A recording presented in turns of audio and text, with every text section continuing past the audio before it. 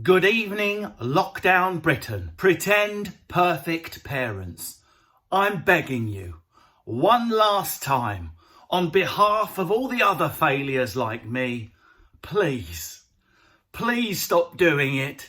See this behind me? What's this? What? Look at this. Look at my love. It's pristine. Look at my pristine, tidy room. There's nothing on the floor. It's perfectly tidy. And downstairs is my child, who's just finished her yoga stretching after doing her French verbs. She's just such a calm, happy child. If anything, lockdown has brought us together because as parents, we're so much more emotionally available for Ollie. You're liars! If you're like me and you're struggling on a daily basis with a satanic, eye-rolling, mental dominating little shite, or shites, don't be emotionally bullied by the perfect parents. It's live. Do you know what I did the other night? I'm not proud of it.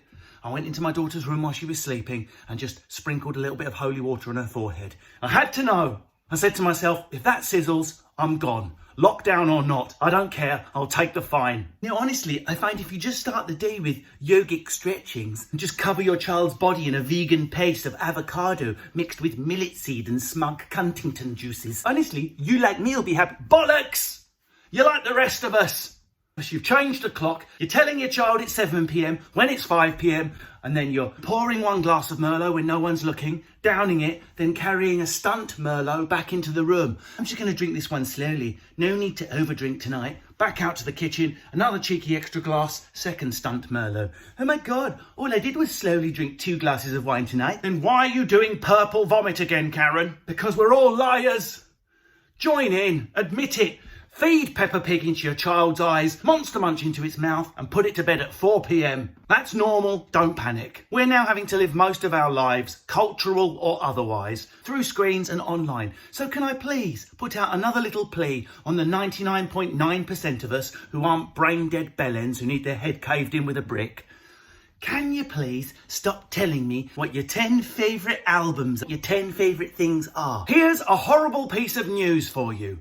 No one gives a shit what your 10 favourite music albums are. Are you Paul Gambaccini? No? Fuck off then. Even worse is the likes of my Uncle Darren. Here are my 10 greatest films of all time. Oh, fucking hell, Martin Scorsese. I'm really biting my nails to see what your number 1 film is. What's your favourite direction, cinematography, script writing? What is it? Tarkovsky? Maybe you prefer a bit of French classic drama like Jean de Florette. No, I fucking love it in Taken when he caves some c***'s head in the opening moment. It's a classic scene. But my number 1 movie has to be First Blood. Really, Darren? Why? What, for its portrayal of raw masculinity? It's quite a good script. No, it's the way. If some fucking filth pulled me over like that, I would go into the hills and machine gun every prick. Lovely. More requests to cease. Running maps. Some of you might struggle to appreciate this because you're locked in your own pathetic, narcissistic, share every body part and everything about you online ego bellend life. But most of us, I know this is shocking, most of us do not give a solitary fuck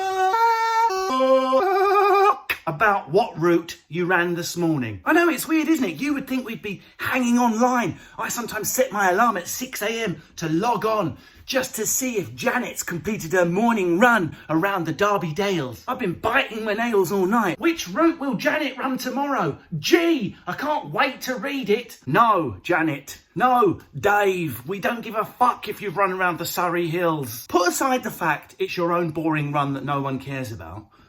Why would I want to know about your idyllic run through countryside that I can't access or get to for the next year of my life? Do you think that gives the average person pleasure to know about places that they can't get to and to see an actual map of it? No, of course not. Why don't you really push the boat out when lockdown finishes, Janet? Turn up to a Slimming World meeting with a tray of cakes the fuckers can't eat. Few more things and I'll get out of your hair. And let's face it, there's a lot more hair to get out of these days. What am I going to do? My hair's got more volume than a pensioner's telly. Soon it won't fit in this frickin' frame. Just a suggestion. Something else you can stop doing straight away. Just a suggestion. This is going to be a horrible revelation to the people that like maths, which, as we know, is 0.21 over 2 prime numbers, 2.1 of the population. Most of us hate maths. Hate it. I would rather dip my helmet into freshly grated cayenne pepper than ponder your boring maths problem. Please stop pushing them everywhere. Twitter, Facebook. I want to switch on my phone and not be hit with an interesting maths question. If Derek has Z sandwiches and Colin has X fillings, how many sandwiches do they have? I know the answer. It's fuck off. Over X. Well done, everyone. Keep winning at lockdown. Apparently we're now flattening the curve like a body fascist fashion magazine. I don't believe in curves, only straight lines. You will have celery for your dinner tonight. No, but seriously, keep on. But try to balance it with not too much dickhead behaviour. We know who the idiots are. And I hope in time there'll be an assessment of the people in power and the mistakes they made. But for now, let's not be too harsh on each other. We're all coping. Don't be one of the overzealous police with your little flip book, posting your daily reports online. There I was at 3:15 p.m, moving through the park at 3 miles an hour, not stopping. And who should I see? Let me just refer to my notes. 2 adults, Caucasian, walking through the park, child in tow, walking at 2 miles an hour.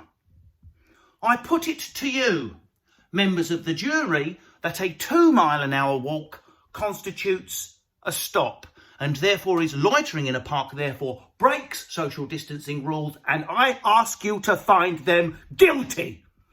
Guilty of stopping in the park, and I want you to pass the harshest sentence, the sentence of everyone calling them a wanker online. No further questions. Right, time for me to exit frame downwards with no chin. Have a good evening. There's some good telly on tonight, BBC One. Big night in. Enjoy it.